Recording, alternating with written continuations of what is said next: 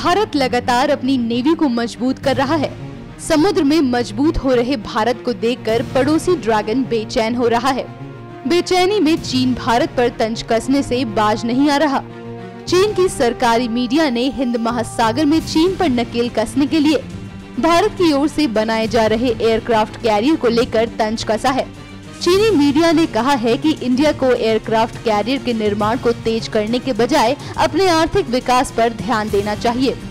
चीन के सरकारी अखबार ग्लोबल टाइम्स के एक आर्टिकल में लिखा गया है कि विमान वाहक पोत विकसित करने के लिए नई दिल्ली कुछ ज्यादा ही बेसब्र हो रही है।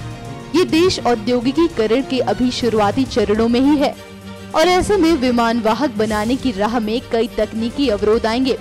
बीते कुछ दशकों में विमान वाहकों के मामले में भारत और चीन की राह अलग रही है, लेकिन दोनों देशों को जो अलग अलग परिणाम हासिल हुए हैं वे आर्थिक विकास के अंतर्निहित महत्व की ओर इशारा करते हैं।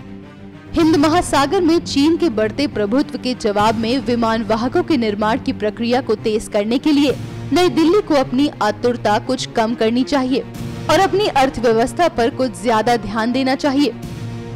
गौरतलब है कि चीन ने 23 अप्रैल को अपनी नेवी की 68वीं सालगिरह मनाई है। सोमवार को चीनी नौसेना के 3 जहाज अलग अलग फ्रेंडशिप दौरे पर एशिया, यूरोप और अफ्रीका के 20 से ज्यादा देशों के लिए रवाना हुए। NMF न्यूज की रिपोर्ट।